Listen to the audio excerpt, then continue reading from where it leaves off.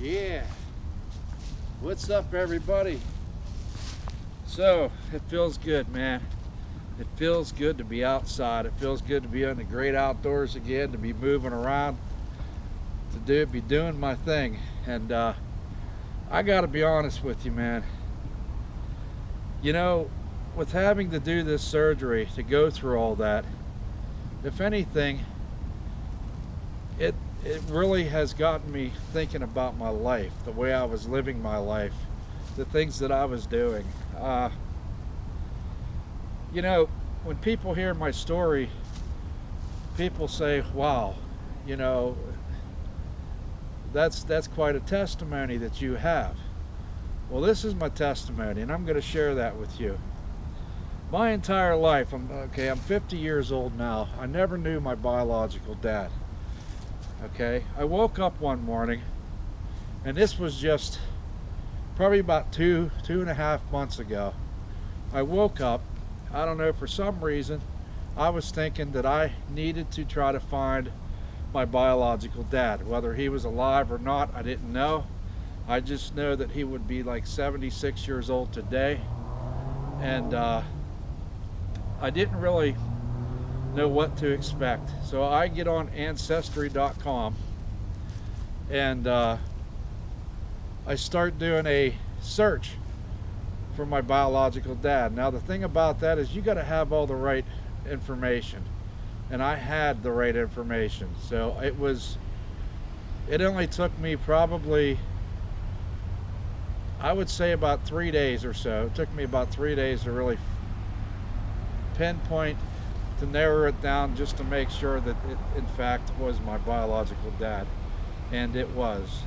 The unfortunate thing was that my biological dad had died in 1995, and he was only 54 years old. And it was really weird because, you know, I just woke up thinking, you know, about my dad. I don't know why, because he was never in my life. I didn't know the guy. I'd never seen him. I didn't know anything about him. So to find out that he had died in 1995 at 54 years old kind of freaked me out. But what he died from was, he died instantly. He was at his work. He worked for an electric company, and he worked in the boilers room, and he just instantly hit the floor. He died instantly. And they tell me that he died from blockage. He was type 2 diabetic, which I am. I inherited that from him. And now around this time is the time where I was starting to experience certain things. I was feeling fatigued all the time. I always felt really tired. It was getting to the point to where I was walking just from my doorstep at home to my car, and I was out of breath. And it was kind of freaking me out. Now, I had been a lifetime smoker, and I had assumed, and I thought, okay, it's my lungs. I did something to my lungs from all the years of smoking. Well, I had tests that were run, and they did tests on my lungs, and they said, your lungs are healthy. Well, that kind of blew my mind, knowing that my lungs were as healthy as they looked for smoking my whole entire life. So it turned out that once they go through the different steps of, well, we need to check this, and we need to check this, and we need to check this. Once all those things panned out, now they're basically pinpointing the heart. And they're saying, basically, told me that I had a bad valve, and it was the aortic valve that was bad. The aortic valve looked like a piece of cauliflower. That's how bad it was. Now, where am I going with this story? It just blows my mind that I wake up one day thinking about my biological dad, somebody that I never knew, somebody that was never in my life. He left when I was just a baby, and he died because of blockage. And mine was caught just in time. So I go in and I have my surgery, and I'm still recuperating from that now. It's really funny how sometimes things happen the way they do. Is that the higher power? I believe it is. I believe that we all have guardian angels. We have angels there to protect us and to give us signs of things. And it's up to us to either ignore it or pay attention to that. And I was paying attention to it only because it was my health. So for my dad to die the way that he did, and then for me to have to go in to have surgery for basically possibly the same problem, it kind of blew my mind a bit. So thank God that it was caught in time, and I now have a new valve, and I'm very happy about that. And there's my wife. My wife is still taking her driver's trainer. Let me see if I can get her on video here real quick, if y'all can see. That's her right there. That is my wife right there. She is still taking her driver's training. She's real touchy with the gas. She seems to be not catching on to that too well. She's having a hard time with that, I noticed. But thank goodness she knows where the freaking brake is. Alright, because there you have it. But anyhow, that's my wife. She is currently taking her driver's training. So that's pretty much my story, man.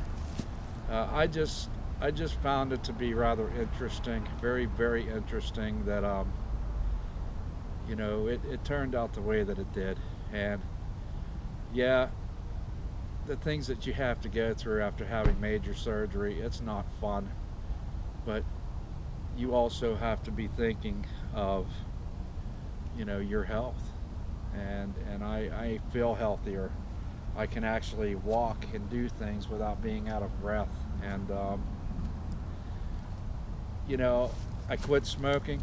I haven't smoked, it's been over a year. I went to chewing tobacco. I had been doing that up to the point of having surgery. And although you see it in my lip, it's not actual tobacco and it's not nicotine. It is tobacco-free chewing dip is what it is. And it's actually, you know, it's something that will eventually, I think, lead to not doing it at all. In fact, this is what it's called. It's called Back Off.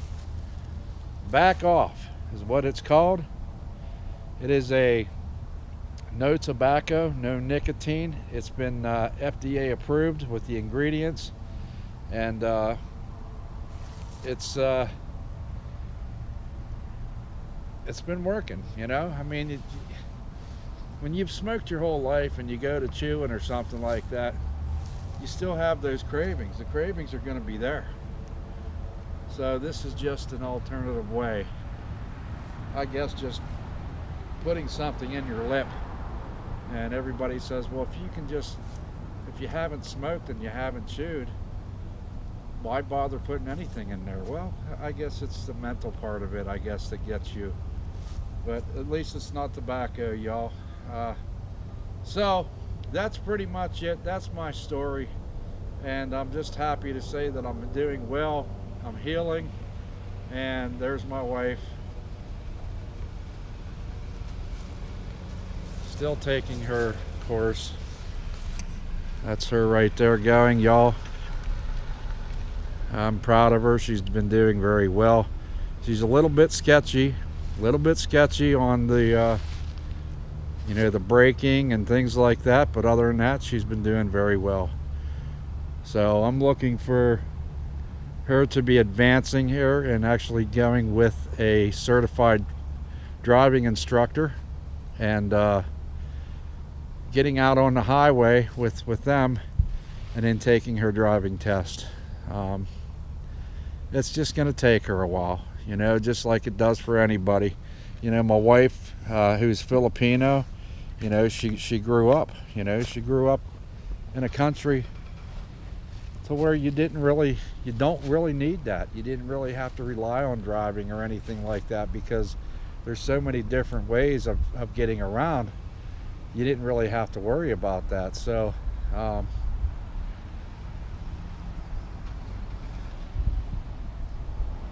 you know, she's getting a little more she's actually getting a little more experience today, only because it seems like there's a lot more traffic coming in and out of here. Currently, we are at a local high school, and it's a beautiful school. There's lots of ground here. This is a perfect place to go if you are learning how to drive. The parking lots are absolutely huge. It gives you all the room that you possibly would need to learn how to drive. And you know, she's been waiting on this, and I feel confident that she's going to get through all this and she's going to do just fine. So that's pretty much it, y'all. That's my story. I'm just happy to be standing here talking with y'all, and I'm doing my best with videos right now. I've kind of backed off a little bit, only because of having the surgery and recouping from that. And this is actually the first time that I've actually been out and about. Have been out one time before, but not like this. This is the first time of actually getting out, moving around at the it's just awesome.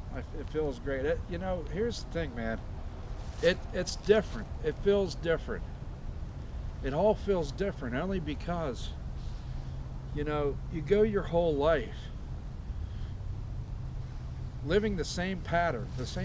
Everything's the same every single day. You wake up, you either take a shit or you have your coffee, or you have your coffee and then you take a shit and then you have a shower. Whatever it is. But it's pretty much the same routine every single day.